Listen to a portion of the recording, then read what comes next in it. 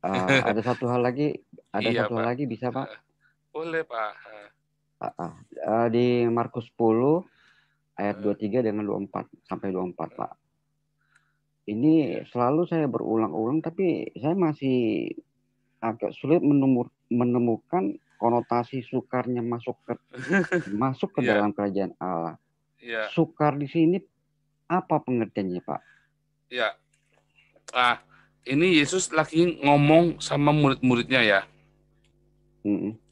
private, ya kan? Iya, Kalau lagi private, Yesus ngomong apa adanya. Kalau lagi rame-rame, Tuhan Yesus perumpamaan. ngomong dengan perumpamaan, tapi ini private Ya hanya Pak. kepada muridnya. Jadi waktu itu ada orang kaya datang, orang kaya sekali, terus dia cerita, dia sesumbar, dia sudah melakukan ini, melakukan itu, semua sudah dilakukan, semua perbuatan baik. Terus Yesus bilang, cuman satu yang belum kamu lakukan apa? Jual harta milikmu, berikan, bagikan kepada orang miskin. Ya kan? Hmm. Terus sedih orang ini. Karena apa? Karena banyak hartanya. Nah, Hartanya kalau banyak. di Ya. dalam bahasa aslinya, karena banyak kemilikannya, possessionnya, Hmm. kemilikannya banyak. Bukan masalah orang itu punya punya sesuatu, tetapi masalahnya adalah hatinya dia, kemilikannya itu loh. Kalau bahasa Inggris itu bagus ya, possession. Ada orang possession. Saya kalau bahasa Jawa juga ada ya, kemilik itu loh, milik. Ini orang ini kemilikan nih.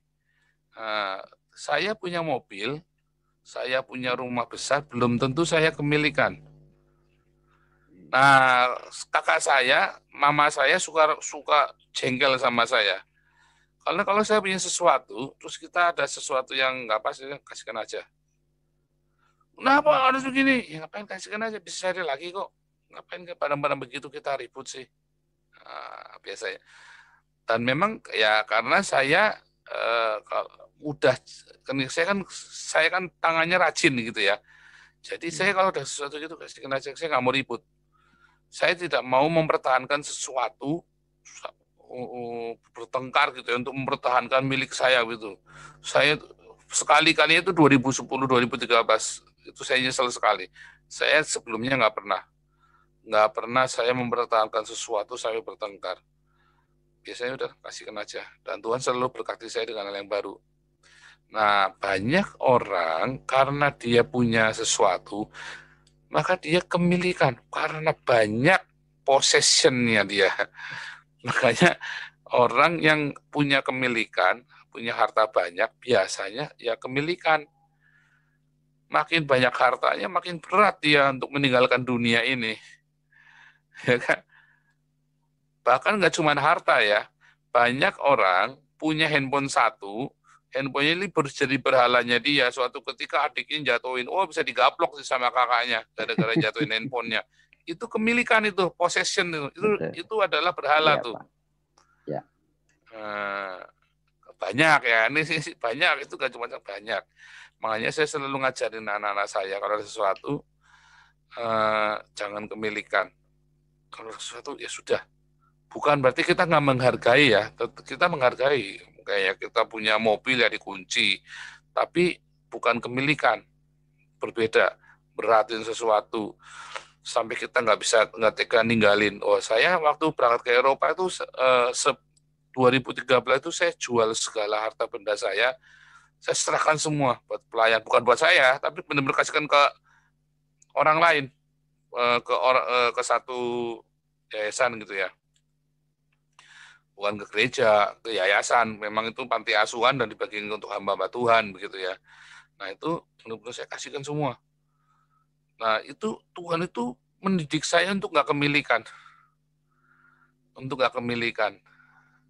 Makanya waktu saya berangkat ke Eropa, kita terus lepas-lepas semua itu ya, gampang sekali. Kita mudah sekali karena hati kita sudah nggak kemilikan lagi. Kemilikan. Nah itu tadi, di mana hartamu berada, di situ hatimu ada. Kalau hartamu di bank, maka banknya kolek, bisa stres. Kalau hartamu di kantung kolektor di gereja, ya begitu gerejanya pendetanya mati, terus ganti karena nggak cocok bisa gegeran, gerejanya pecah, ribut. Tapi kalau harta kita bagi kepada orang miskin, ya tadi ya, pada orang yang tidak, yang lapar. Orang miskin itu bukan yang, oh wah, saya pengen beli mobil, hartamu kasih aku dong. Nah, itu namanya bukan orang miskin. Orang miskin itu yang tujuannya nggak makan itu loh. Nah, kita kasih makan. Kalau harta kita di mereka, maka hati kita di sorga. Karena Tuhan Yesus, firman Tuhan berkata kita menghutangi mereka. Makanya orang yang tidak berdiakonia, ya, itu tuh susah masuk kerajaan surga. Tetapi ada sebabnya. Mengapa? Karena kemarin pada dasarnya dia belum lahir baru. Makanya hatinya masih pada hartanya. Sehingga nggak bisa masuk kerajaan surga. Bagaimana masuk kerajaan surga? Kamu tidak dapat mengabdi kepada dua tuan. Kepada materi ya, kepada mamon dan kepada Tuhan. Nggak bisa. Kepada Allah, kepada Yesus. Kamu hanya bisa mengabdi kepada satu Tuhan. Makanya ketika pengakuan di Alkitab itu bukan Yesus adalah Allah. Paling penting, Yesus adalah Tuhan.